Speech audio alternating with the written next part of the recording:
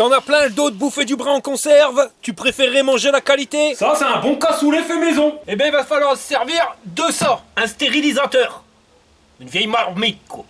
Eh bien dans cette vidéo, je vais vous montrer comment on fait de la stérilisation de compote, mais c'est bon pour la compote, pour le cassoulet, pour la paella, pour ce que tu veux, ça va être le principe de la stérilisation. Allez, on y va.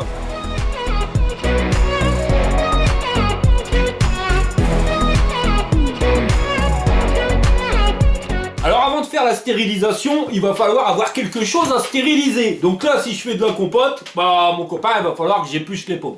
Pendant que tu fais cuire ta compote ou ton cassoulet ou ta paella ou ce que tu veux, on va s'occuper des bocaux. Alors des bocaux, il y a plusieurs tailles, ça on verra ça directement en fin de vidéo. Tu prends les bocaux dans la contenance que tu as besoin. Là je vais faire de la compote, donc je vais mettre des 1,5 litre, je vais pas me bouffer 1 litre de compote, sinon je vais avoir la droule. Mais si tu veux faire un cassoulet pour 4 personnes, tu te doutes bien que c'est pas ça qu'il faudra.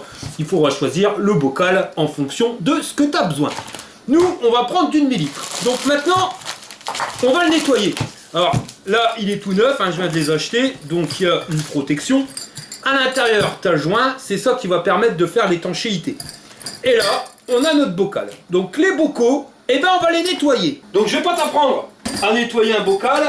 Tu prends du produit à vaisselle, la marque que tu veux, t'en mets un petit peu dedans et tu vas me les passer à l'eau bien comme il faut. Tu nettoies l'intérieur du bocal, mais aussi l'intérieur du couvercle avec le contour qui est ici. Tu peux nettoyer la partie extérieure, mais c'est pas primordial. Vraiment, ce qui est indispensable, c'est ici et ici. Et tu fais ça pour tous tes bocaux. Quand c'est fait, tu les rinces à l'eau. Ça, on se doute bien. Mais tu les rinces bien de telle manière à ce qu'il reste plus du tout de savon. Et tu vas venir les poser à l'envers sur un torchon. Ça, c'est impératif. Tu les laisses sécher d'eux-mêmes. Et tu viens pas les essuyer avec une serviette ou un torchon. Voilà, comme ça. Et tu touches plus. Alors tu vas te dire, ouais, mais on pourrait les essuyer directement avec un torchon.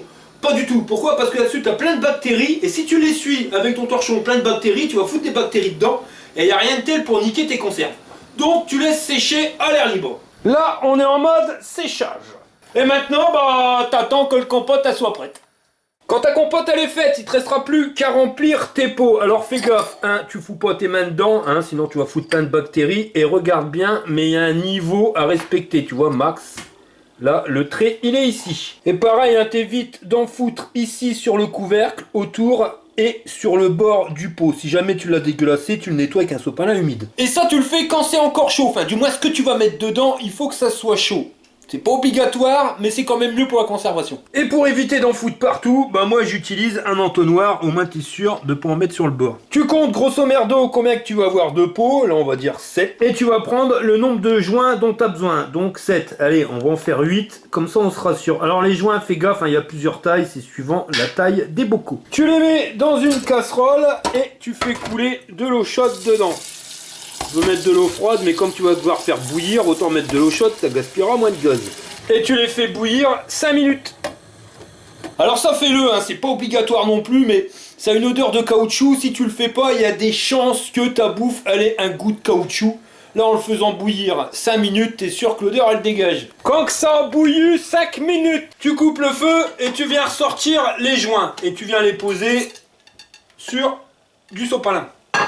Tu prends ton joint et tu vas venir le claquer sur le couvercle.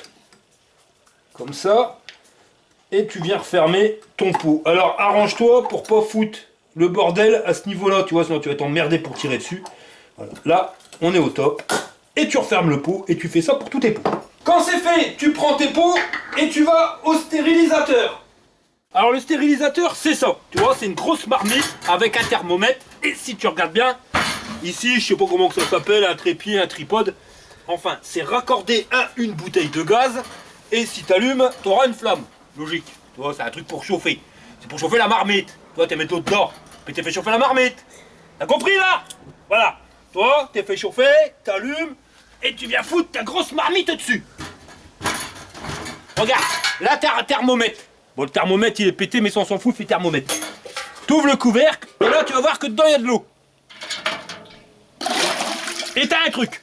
Alors ton support là, il va servir à mettre les bocaux. Mais je te conseille de ne pas positionner directement tes bocaux sur le support, parce que au bout d'un moment, quand ça va bouillir, tes bocaux, comme tu vas les superposer, ça berloque ma tante Charlotte et tu finis toujours par avoir un bocal qui pète et t'as tout niqué. Donc si tu veux pas tout niquer, je vais te faire un petit explique side. C'est l'heure du petit explique side. Tu prends une serpillière, hop, et tu fais un rond dedans avec un trou au milieu. Tu te positionnes dessus, tu vois, t'as découpé un machin qui soit pile poil la taille du bordel. Bon, après, t'es pas 2 cm près. Et tu vas venir poser tes pots sur la serpillière. Et quand tu les positionnes, eh ben, tu t'arranges pour pas que les pots ils se touchent.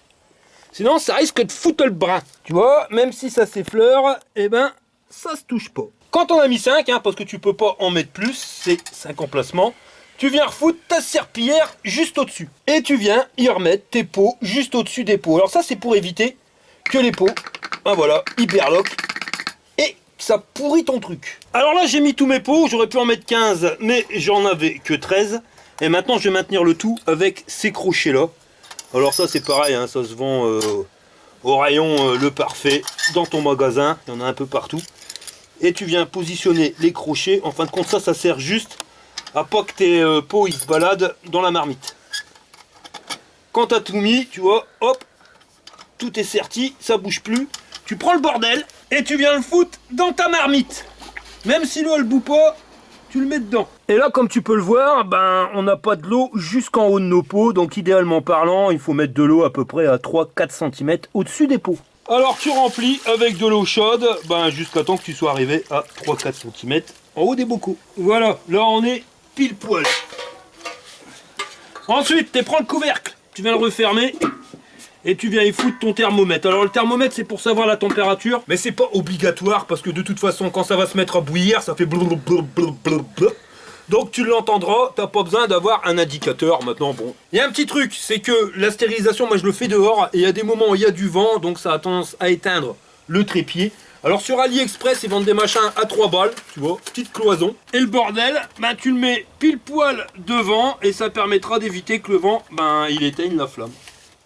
Bon bah là ça fait 1 heure que ça bout, on coupe. On est le lendemain matin, alors comme tu vois il fait déjà plus jour et au niveau du thermomètre on est passé des 100 degrés à peu près 30 degrés. Ça c'est super important, hein. Surtout vous retirez pas les pots une fois que le traitement thermique il est fini. Il faut absolument les laisser refroidir à l'intérieur de votre stérilisateur. Donc vous le laissez une nuit ou une journée et après vous pouvez les sortir. Alors pourquoi c'est important? Bah, c'est tout simplement ça va vous permettre d'avoir une meilleure conservation au niveau de vos bocaux. Parce que si vous les retirez trop chaud, ça j'ai eu le tour, et ben des fois la stérilisation elle se fait mal. Et si vous voulez savoir si la stérilisation elle se fait bien, et ben une fois que c'est fini, tu sors ton pot et tu regardes, tu essayes de l'ouvrir. Tu vois, là c'est bien fermé, lui il est hermétique. Et tous tes pots, tu vas les vérifier comme ça. Tu vois, hop, ça s'ouvre pas, donc il est bon. Si jamais par hasard j'aurai un bocal qui viendrait à s'ouvrir, eh ben il n'est pas stérilisé, donc tu seras bon à refaire le traitement thermique, le mettre dans le stérilisateur et de le faire chauffer le temps qu'il faut. Allez, je ressors tout et c'est fini. Et quand c'est fini, eh ben tu ranges tes bocaux. Alors je te conseille de les ranger à l'abri du soleil. Et puis tu t'arranges pour pas qu'il y ait non plus des gels ou des températures excessives. Tu vois, faut que ça reste à peu près à une température tempérée. Et ça, c'est une petite partie du stock. Alors je t'avais parlé des contenances. Là, tu as du 500 ml, 1 demi-litre. Là, c'est du 350 grammes, c'est des terrines. Ici, on a des bocaux qui font 1 litre. Pareil pour ici. Donc tu vois, couscous, cassoulet. Là, ça doit être des 350. Ça, c'est tout ce qui va être sauce tomate. Il y a des tailles intermédiaires, hein, des 0,75. Et il y a encore plus petit. Hein, donc tu vois là, c'est pour les pâtés. Ça, je sais plus la taille exacte. Et pareil, on a encore une taille un petit peu plus petite.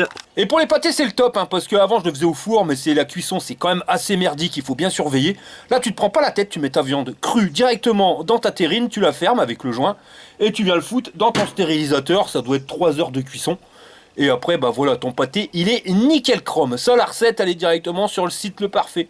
Et voilà, donc tu as vu, la stérilisation, c'est vraiment pas sorcier. Et l'avantage que tu as, c'est que tu cuisines tes propres produits.